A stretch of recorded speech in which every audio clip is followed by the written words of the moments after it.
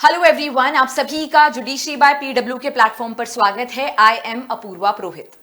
आप सभी लोगों ने एक न्यूज बहुत टाइम से फॉलो की होगी, जहां पे खबर आई थी कि राहुल गांधी ने किस तरीके से वीर सावरकर के अगेंस्ट काफी सारे स्टेटमेंट्स दिए थे अपनी भारत जोड़ो यात्रा के दौरान। जो लोग वीर सावरकर को नहीं जानते, he is a very renowned freedom fighter. और काफी ज्यादा अगर आप हिस्ट्री पढ़ना स्टार्ट करोगे, स्पेसिफिकली अगर आप इंडियन इंडिपेंडेंस के बारे में पढ़ना स्टार्ट करोगे, तो इनका जिक्र होगा ही होगा, if you are reading from the correct sources obviously. Rahul Gandhi ने 2023 में भारत जोड़ो यात्रा की थी, और उसी यात्रा के दौरान उसी टाइम पीरियड अराउंड उन्होंने काफी सारे स्टेटमेंट पास किए थे रिगार्डिंग वीर सावरकर, जो कि गुड टेस्ट में नहीं थे। और ऐसा नहीं कि 2023 से पहले उन्होंने सावरकर के बारे में बात नहीं की, इससे पहले भी बात की है, और हमेशा थोड़े से डिस्टेस्टफुल टोन में ही की है। इस पूरे के पूरे मामले के बारे में बात करने से पहले मैं आपको एक वीडियो क्लिप दिखाना चाहती हूं, जिससे कि आपको थोड़ी क्लैरिटी मिल सके और थोड़ा सा कॉन्टेक्स्ट भी मिल सके कि मैं किस चीज के बारे में यहां पे बात कर रही हूं। ये जो वीडियो है हम इंडियन एक्सप्रेस से रेफर कर रहे हैं। ये देखा आपने? दिख रहा आपको? और इसमें आप देख लीजिए, ये सावरकर जी की चिट्ठी है जिसमें उन्होंने अंग्रेजों को लिखा है, और मैं पूरी चिट्ठी आपको पढ़नी होगी, देख लीजिए, मैंने हाईलाइट भी कर रखी है, मगर मैं सिर्फ आखिरी लाइन पढ़ना चाहता हूं। अंग्रेजी में लिखी है तो मैं अंग्रेजी में बोल देता हूं। I beg to remain sir your most obedient servant V D. Savarkar. Hindi में ट्रांसलेशन कर देता हूं। सर, मैं आपका नौकर रहना चाहता हूं। ये मैंने नहीं लिखा, ये सावरकर जी ने लिखा है। तो उसको आप पढ़ लीजिए, देख लीजिए। अगर फडणवीस जी देखना चाहते हैं इसको, वो भी देख लें। तो मैं तो इसमें बहुत क्लियर हूं, सावरकर जी ने अंग्रेजों की मदद की। ये दो अलग इमेजिनेशन है। एक मैंने यहाँ पे आपको सावरकर जी की चिट्ठी दिखाई। तो देखो, ये क्लिप काफी थोड़ी सी लंबी है, अगर आप चाहो तो जाके बाद में इसे रेफर भी कर सकते हो। इसमें और भी बहुत सारी बातें बोली गई थी, किस तरीके से वो अंग्रेजों से पेंशन उठाया करते थे और किस तरीके से उन्होंने गांधी जी को और नेहरू जी को धोखा दिया था, वगैरह वगैरह। इस प्रकार की बातें इनके द्वारा बोली गई थी वीर सावरकर के बारे में। जिसके बाद में ये जो मामला है पुणे कोर्ट में भी चलता है, सुप्रीम कोर्ट का भी इसमें कहीं ना कहीं इन्वॉल्वमेंट होता है, काफी सारे पॉलिटिकल पार्टी के लीडर्स का भी इन्वॉल्वमेंट होता है, मीडिया का भी इन्वॉल्वमेंट होता है। कुल मिला के एक तरीके से कंट्रोवर्शियल सा टॉपिक स्टार्ट हो जाता है कि ये जो आप वीर सावरकर के बारे में बातें बोल रहे हैं, क्या वो शोभनीय है या नहीं है। अगर हम लोग ये सारे जो न्यूज हेडिंग्स है उसको ही रेफर कर ले, तो यहाँ पे सुप्रीम कोर्ट ने रिसेंटली जजमेंट में कहा था कि महात्मा गांधी ने भी अपनी वाइसरॉय को जो चिट्ठियां लिखी है, उसमें अपने आप को ओबीडियंट सर्वेंट बताया है। मतलब जब भी लिखा है लेटर, उसके लास्ट में योर ओबीडियंट सर्वेंट या फिर जो भी इस प्रकार की टर्मिनोलॉजी से उसका इस्तेमाल किया है। तो क्या आप उन्हें भी यहां पे ब्रिटिशर का सर्वेंट कहना चाहेंगे, जिस तरीके से आपने सावरकर जी को कहा है? इसी के अलावा यहाँ पे जो महाराष्ट्र के पूर्व मुख्यमंत्री, उनके द्वारा भी कहा गया कि आप इस प्रकार की इररिस्पॉन्सिबल स्टेटमेंट्स अगर पास करेंगे तो डेफिनेटली आप इस प्रकार के लीगल ट्रबल्स का पार्ट बनते रहेंगे। उद्धव सेना की लीडर ने भी कहा था कि राहुल गांधी का मुंह को हम काला कर देंगे। हालांकि इस पर कांग्रेस का भी अपना रिमार्क आया था। इसके बाद में रिट पिटीशन भी फाइल की गई रिसेंटली सुप्रीम कोर्ट में कि वीडी सावरकर का नाम इम्प्रॉपर तरीके से इस्तेमाल ना हो, इसे इंश्योर किया जाए, इसके लिए उनका नाम शामिल किया जाए प्रोटेक्टेड नेम्स के अंडर। क्या कहा गया उस पर्टिकुलर रिट पिटीशन में, इस पर्टिकुलर केस में राहुल गांधी वर्सेस वीडी सावरकर के केस में क्या हुआ है, इन सारी चीजों के ऊपर हम लोग चर्चा करेंगे। इस पर्टिकुलर इशू को डिस्कस करने के लिए इस मामले को डिवाइड करना पड़ेगा हमें दो केसेस में, क्योंकि दो केसेस ही सुप्रीम कोर्ट के समक्ष आए हैं। पहला case Rahul Gandhi versus state of Uttar Pradesh. यहां पे जस्टिस दीपांकर दत्ता एंड मनमोहन की बेंच है। यहां पे सुप्रीम कोर्ट के द्वारा कहा गया कि जो आपने स्टेटमेंट पास किया है वो बिल्कुल भी शोभनीय नहीं है। इस प्रकार का स्टेटमेंट आप किसी भी फ्रीडम फाइटर के बारे में नहीं बोल सकते हैं। कोई भी पर्सन डिनाई नहीं कर सकता है वीर सावरकर का कॉन्ट्रीब्यूशन इन स्वतंत्रता of the country, freedom of the country basically. क्या ये एक तरीका है अपने फ्रीडम फाइटर को ट्रीट करने का? यहां पे कहीं ना कहीं सुप्रीम कोर्ट ने राहुल गांधी को यह भी कहा कि आप एक पॉलिटिकल लीडर हैं, आपका एक स्टेचर है इस कंट्री में, और आप इस प्रकार की बातें कर रहे हैं, आप देश के जो स्वतंत्रता सेनानी रह चुके हैं उनके बारे में इस प्रकार की बातें कर रहे हैं, ये क्या एग्जाम्पल सेट करता है? इसके अलावा इन्होंने ये भी कहा कि आप कहीं ना कहीं महात्मा गांधी की कोई उठा के देख लीजिए, उनके द्वारा भी काफी सारे स्टेटमेंट्स पास किए गए थे।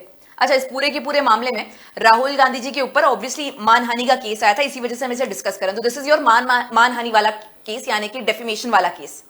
डेफिमेशन इज या मानहानि इज जब आप किसी भी पर्सन की रेप्यूटेशन को टार्निश करते हो, या तो ओरली या फिर रिटन फॉर्मेट में। जब ओरली करते हो तो हम उसे स्लैंडर बोलते हैं, जब लिखित में कोई पर्सन डिफेम करता है, मानहानि करता है, तो उसे लिबल कहा जाता है। दोनों सिचुएशंस के अंदर आपके ऊपर केस बन सकता है, जैसे कि यहां पे राहुल गांधी जी के ऊपर बना है। तो यहां पे जस्टिस दीपांकर दत्ता के द्वारा एक सवाल पूछा गया था अभिषेक मनु सिंघवी जी से, जो कि रिप्रेजेंट कर रहे थे राहुल गांधी को, कि डज योर क्लाइंट नो कि Mahatma Gandhi also use your faithful servant while addressing viceroy. जो महात्मा गांधी है उनके द्वारा भी जो चिट्ठियां लिखी गई है वाइसरॉय को, उसके अंत में योर ओबीडियंट सर्वेंट या फिर योर फेथफुल सर्वेंट लिखा गया है। या इसी प्रकार की जो चाशनी वाली बातें हैं वो महात्मा गांधी के द्वारा भी की गई है ब्रिटिशर्स को।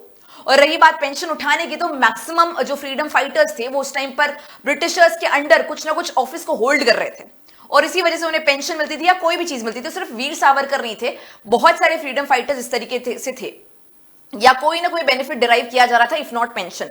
चाहे हम महात्मा गांधी की बात कर ले, चाहे हम नेहरू जी की भी बात क्यों ना कर लें। इसके अलावा यह भी कहा कि इनकी जो खुद दादी है, ग्रैंड मदर है इंदिरा गांधी, उन्होंने काफी सारे पब्लिक स्टेटमेंट्स दिए गए हैं, उनके द्वारा काफी सारे चिट्ठियां लिखी गई है जहां पे उन्होंने वीर सावरकर के कंट्रीब्यूशन को काफी ज्यादा अप्रिशिएट किया है, प्रेस किया है कि कैसे इन्होंने देश के लिए काफी ज्यादा कंट्रीब्यूट किया है, इनफैक्ट अपना जो लाइफ है वो कहीं ना कहीं समर्पित किया है।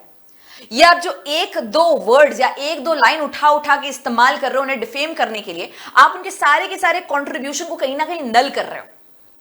एक व्यक्ति जिसने अपने पूरे जीवन कहीं ना कहीं समर्पित कर दिया देश को आजादी दिलवाने के लिए, आप उनका एक जो वर्ड है योर ओबीडियंट सर्वेंट, जो किसी चिट्ठी में इस्तेमाल हो गया, उसे लेकर आ रहे हो, उसका एक अलग तरीके से इस्तेमाल किया जा रहा है। यह भी कहा जा रहा है कि कैसे इन्होंने गद्दारी की है नेहरू जी के साथ, गांधी जी के साथ, और कैसे ये ट्रेटर रह चुके हैं, वगैरह वगैरह बहुत सारी बातें। ठीक है, मतलब ऐसा जो मैंने आपको क्लिपिंग दिखाई, उसके अलावा भी बहुत सारी बातें अलग अलग इंस्टेंसेस पर करी गई है वीर सावरकर के द्वारा, वीर सावरकर के बारे में राहुल गांधी जी के द्वारा। तो ये हाईलाइट किया गया। इसके अलावा यह भी कहा कि इस तरीके के इररिस्पॉन्सिबल जो स्टेटमेंट्स हैं आप फ्रीडम फाइटर्स के बारे में नहीं बोल सकते हैं। और एज ऑफ नाउ देखो इनके पर्टिकुलर केस पर स्टे लगा दिया गया, लेकिन ये भी कहा गया, मतलब एक तरीके की वार्निंग भी दी गई है कि अगर आप इस प्रकार का स्टेटमेंट रिपीट कर दो तो सुप्रीम कोर्ट यहां पे सुओ मोटो कॉग्निजेंस लेने से भी नहीं चुकेगा।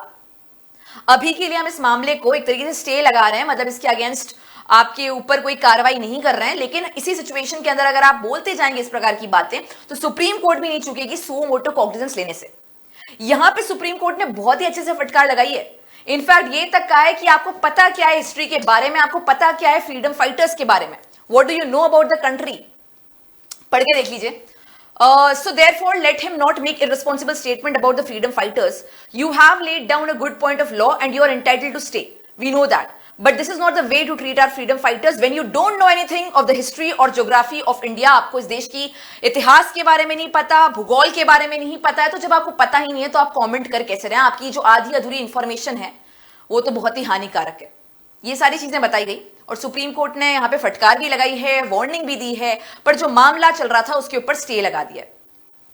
इसी बीच में एक रिट पिटीशन फाइल की जाती है पंकज कुमुद चंद्र फडणवीस के द्वारा सुप्रीम कोर्ट के समक्ष against a leader of opposition. But उनका मेन डिमांड इस पर्टिकुलर रिट पिटीशन में यह है कि वीडी सावरकर का नाम प्रोटेक्ट कर लिया जाए, इनका नाम इम्प्रॉपर तरीके से इस्तेमाल ना हो, इसे हम इंश्योर करने के लिए इनका नाम शामिल कर दे emblems and names prevention of improper use act 1956 में।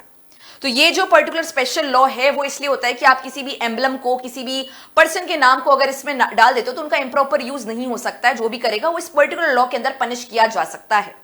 तो ये डिमांड की जा रही थी इस रिट पिटीशन में, और यहां पे आपकी बेंच है सीजेआई बीआर गवई की एंड जस्टिस एजी मासी की।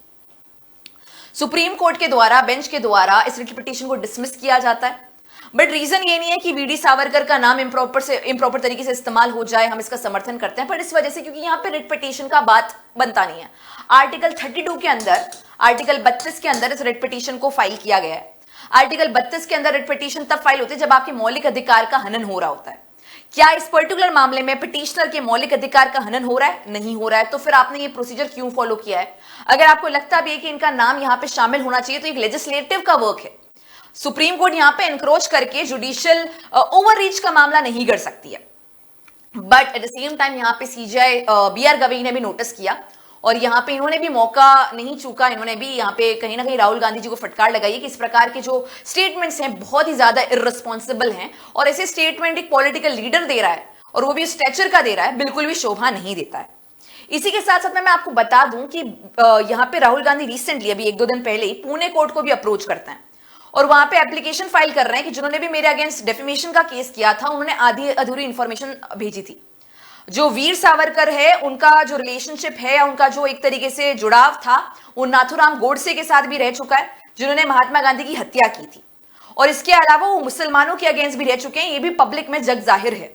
तो जो मैंने कहा वो कैसे गलत है? देखो, मतलब कहने का ये मतलब है इनको सुप्रीम कोर्ट से फटकार लग चुकी है, एक नहीं 2 बार। पहले वाले केस जो कि इनका मानहानि वाला केस था उसी में इस पर्टिकुलर बेंच के द्वारा, इसके बाद में बीआर गवई साहब के द्वारा भी, और इसके अलावा बहुत सारे और पॉलिटिकल लीडर्स भी इन्वॉल्व हो गए, मीडिया भी इन्वॉल्व हो चुकी है, पब्लिक आउटरीच भी नजर आया। बट उसके बावजूद भी ये पुणे कोर्ट में पहुंचे हैं, एप्लीकेशन दायर कर रहे हैं कि जो मेरा डेफेमेशन का केस था वो करेक्ट था ही नहीं, डिस्पाइट की स्टे लग चुका है। इनका कहना यह है कि जो इंफॉर्मेशन मैंने दी है वो उस बेसिस पे दी है जो पब्लिकली अवेलेबल है। कुल मिला के अगर इसका जिस्ट निकाले, इसका समरी निकाले, तो सुप्रीम कोर्ट का यह कहना है कि जो आपने पब्लिकली भी जो इंफॉर्मेशन अवेलेबल है उसका इस्तेमाल किया है तो भी आप एक पर्सन को टारगेट कर रहे हो। अगर आपको करना ही है तो फिर आप इंदिरा गांधी जी की भी पब्लिक इंफॉर्मेशन निकाल के बताइए, आप महात्मा गांधी जी के बारे में जो पब्लिक इंफॉर्मेशन है वो निकाल के बताइए। मतलब लिटरली नहीं बताना, यहाँ पे बस कहा गया है कि सबके द्वारा कोई ना कोई स्टेटमेंट दिया गया होगा और इस तरीके के टर्म्स इस्तेमाल किए गए होंगे, बट क्या इसकी वजह से हम उनके पूरे के पूरे कंट्रीब्यूशन को नल कर सकते हैं? क्या एक व्यक्ति जिसने अपने आप को समर्पित कर दिया देश की आजादी के लिए, क्या आप उसके बारे में इस प्रकार की बातें कर सकते हैं क्या? इसी के अलावा जैसा कि मैंने कहा, यहाँ पे उनको एक तरीके वार्निंग ही दे दी गई है कि आप इस तरह की चीज कर ही नहीं सकते हैं। आप लोगों का क्या ओपिनियन है? आप इसमें किसकी साइड है, वीर सावरकर की साइड या राहुल गांधी जी की साइड? इसे कमेंट में जरूर मेंशन करना, लेकिन भावुक होकर नहीं, अपने नॉलेज के साथ और लॉ की इंफॉर्मेशन के साथ। धन्यवाद।